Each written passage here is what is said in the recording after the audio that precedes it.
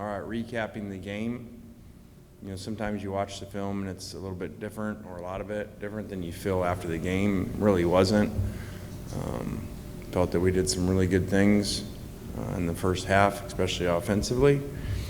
And, you know, whether it was, you know, running or throwing or, you know, scoring at the end there in kind of a 2-minute situation. And really did some things for the first time this year on defense we hadn't done, blowing some coverages, misfit some runs. And so, like we tell them, it doesn't matter what you've done before. You guys hear it all the time. Every week is independent of a previous week, and every half is.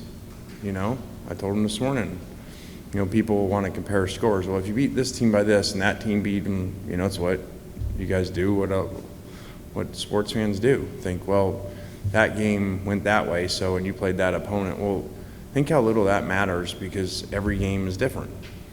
The halves are different. You would have thought after watching the first half of that game, there's no way we're not going to score in the second half. So, you know, like anything here, we try to take negatives, learn them, teach them, you know, turn them into teaching lessons, and, you know, that was a really good one. You cannot expect, just because you score 35 points, have a bunch of yards in the first half, that the second half is going to go that way.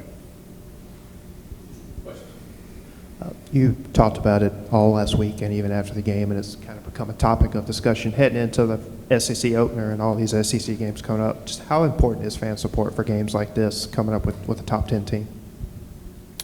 Yeah, you know, again, we utilize any situation to teach our players, and, you know, so talk to them again, which we have before, about, hey, you know, regardless of what you come out to before the game or halftime, you know, when you come back out and you run out the tunnel and it looks like, you know, a high school game playing in a college stadium, you can't let that affect you. I mean, you know, there's psychology to that, obviously. There's a home field advantage for a reason. And, you know, when it goes the other way, and you kind of have that feeling, you know, that, man, are we still really playing in a game here? You know, the players have to fight that. So, again, we use that as a learning lesson for our guys. So, if that's the case, that's the case. But, I mean, I'm worried about what I can control. I've tried social media in here for 2 years, so, you know, we'll worry about what we can control, and that's getting our players ready to play. That 2020 game that you played against Kentucky was obviously a pretty crazy one. It was your first win. What do you kind of remember about that matchup? Not knowing much about our team at all, you know, because of the no spring and the Florida game, and, you know, the feeling of, hey, we're going to struggle on defense. We've got some special pieces on offense, but how's that going to fit? And really kind of going to the game, I couldn't have told you what was going to happen. And so just a wild game. Played really poorly on defense. I think 400 yards rushing. You know, made a good comeback on offense, and, you know, finished the game off with, you know, the touchdown with Matt to Elijah. And so it was a wild game, one that could have went either way. Kind of going off Michael's question, Lane, in the last season and a half or so, you guys in Kentucky are both 15-3 in your last 18 games. The only teams in the league that have been better than that, obviously, are Alabama and Georgia. If I told you that on that day in Lexington in 2020, would you have believed that you'd gotten to this place this fast? I would have taken that. And I mean, I normally, you know, say, hey, we have high expectations and always want to do better, and that's a pretty good number. And I guess Mark might say the same thing, especially, you know, with the rest, you know, in the, you know, playing in the SEC. So, but again, every season's independent, every game's independent, and so we've got a lot of good pieces, as we've seen. And like I said, as frustrating as parts of the game were, it's better to be frustrated that you see pieces where, like, hey, at times we play really special on offense, we play really special on defense and special teams. So that's the good part, because we've all been around teams where you just feel kind of helpless on one side of the ball, like it ain't going to matter what we do, we're going to struggle over there. So that's the good part of it. We got a chance to be really good, but a lot of things have to happen. You've been pretty complimentary of Jackson this fall, except for a couple of decision-making. Just where is he right now compared to where you wanted him to be, and what are the things that you kind of need to see more from him in SEC play? Well, I really liked that we didn't have the one disaster play, and so that's growth, because he had that in the previous games where there's one significant play you want to take back, especially the 2 interceptions. So,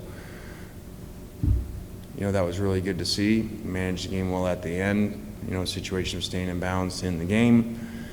And, like I kind of said before, we have such high standards, and myself kind of with that position, that sometimes forget how young they are and inexperienced.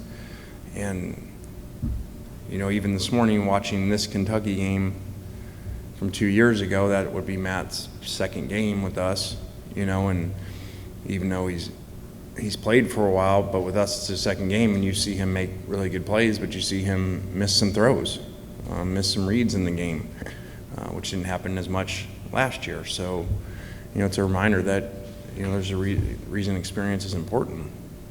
What are your expectations this week, availability-wise, for Zach and Ulysses, just kind of getting them back? Yeah, I would hope they go, and that's when we're at our best, when all 3 are there, and there's some special teams roles that are involved with that position group too that are important. Through 4 games, what's kind of your evaluation of Trigg, and also what are you still trying to maybe get out of him at this point? Well, I think that Trigg has suffered, statistically in the passing game by what's happened. I don't remember him offhand. I wrote him last night. If you look at the last 2 games, run to pass ratio, or like Navy or something, so, that when there aren't a lot of balls going around and a lot of it's quick game outside to the guys, he really, there's not a lot of balls going to him, and we're running the ball a lot. So, a lot of that has nothing to do with anything he's done or not done. So, we know that he has great ability to make plays. We've seen it.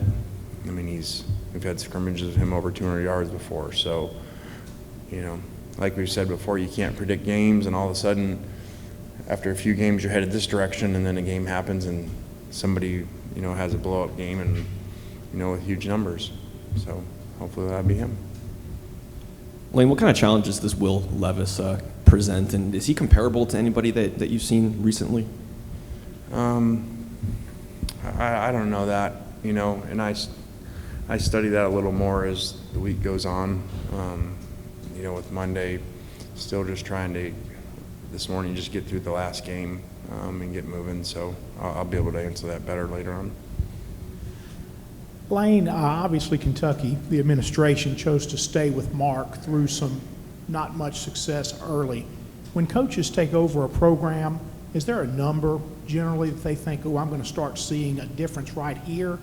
And are most administrations waiting that long? Well, there's one of those questions the answer to about administrations waiting that long. I call that a Southern thing, when you ask questions that you know the answer to, just to hear the answer, to confirm your answer that, yeah, administrations don't wait very long nowadays. It's not about the answer, it's about I gotcha. I'm learning. So, like when people say, hey, do you live right by the country club? And then they're like, hey, does the house look like this? I'm like, well, if you don't know, how are you describing the house exactly? But, so it's the world we live in, when much is given, and salaries got to where they were, I'm sure that's part of it, and expectations. And I've said before, there's a saving factor, when someone comes in, turns something around and makes a run like that, then there's the expectation that, well, man, we should be doing that, at other places, or maybe places a little lower saying, well, we should be close to that. So it's just changed. That's why you see people getting fired after 2 years, which if you think about the old model, like that's really makes no sense. You can't, change a program. When you take over a program, someone said a term a while ago, actually athletic director, when they went through a change to see what it was really like. It's like turning around a freight train. You know, it ain't like it's just, oh, you just make a turn. I mean, you got to do a lot of things. You got 100 players, you got systems, you got employees. There's a lot to be done. Now, can it be done quicker than it used to be because of the portal? Yeah, but still, it still takes time to do the other parts of it. You can just add, because you have free agency now, just like in the NFL, if you didn't have free agency, it'd be harder to have a quick turnaround. So, but people are really impatient, and I get it. So, Throughout the I mean, think about it, we got people paying millions of dollars just not to wait a couple weeks to fire a coach. Millions of dollars from a university. Throughout the whole quarterback competition this entire time, what attributes did you see from Jackson that led to you naming him the starter? I just think he continued to improve. You know, got out of some bad habits, which has nothing to do with where he was before. Just he's a young quarterback, and you know, not that far removed from playing in high school. So his growth in the last few weeks has been more than his growth in all of the time here by far. So that's been really good to see. You see him playing a lot faster and dropping with speed and getting rid of the ball, and rarely ever gets sacked. So. And then playing a top 10 team like Kentucky, how important is it to kind of have a measuring stick for your team playing one of the best teams in the nation? I mean, we just play who's ever on the schedule, and especially early in the year, we got a lot to still work out. We had a lot of guys miss last week, injury-wise, that, you know, hopefully we'll be back this week. So, and we're still figuring things out with a lot of new players, new coaches. So we're a work in progress that, you know, my hope is we continue to improve, maybe more than some other teams, because we didn't have many returners, and we have so many new people and coaches to the program that hopefully you improve throughout the year more than you normally would. Lane obviously got hot in the second half. Everybody knew that. Teams were both hot. But in the past, you've had guys, the leaders, the older guys, step up and not let that affect the team. Have you got some guys, hopefully in mind, that you look forward to them stepping up and making sure that doesn't happen going forward? Well, the temperature's coming down, so that'll help. Yeah, I mean, you know, just really was, you know, I don't know that it was as much the heat. They got to play in the same heat, and I think it was, when we look at it, it was just guys losing focus and missing assignments and making poor decisions, you know, and then always in football, some breaks go your way when you're doing well, like the first half. That could have been different too, you know, the ball that gets reviewed out of Jackson's hands, you know, is 1 second away from being a fumble and a big turnaround of momentum there. And then in the second half, there's some that go the other way. We make a fourth down, Mingo's penalty, which is highly questionable, totally changes part of it, and you know, and we false start on a fourth down that we're going to go for that looks like we're going to make and have to punt. So, you know, there's a lot of things that go into it, and it was the same heat that was in the first half. So, Keegan Smith and Jaquez Jones were big pieces for you guys the last couple of years. Just getting to play against them, memories of having them on the team, and just what are you seeing from them on tape now that they're on the other side? Both really great kids. It was awesome to be around them. You know, really good program guys, and you know, it's like I said, it's more like professional sports now, where you have free agency that you go play people that used to play on your team, which didn't used to happen very much in college football. So, you know, glad they're doing well, just like all of our guys that leave and go other places, and you know, wish them the best of luck. Jordan Watkins muffed 2 punts on Saturday and probably got returned a ball he shouldn't have, and you ended up replacing him with Mingo. Do you envision that to be a thing moving forward, where he's not back there this week? Or Yeah, he just had an off game with that. He actually struggled in warm-ups, which is unusual for him. He's usually very sure-handed, so you know, we have some other guys working back there too.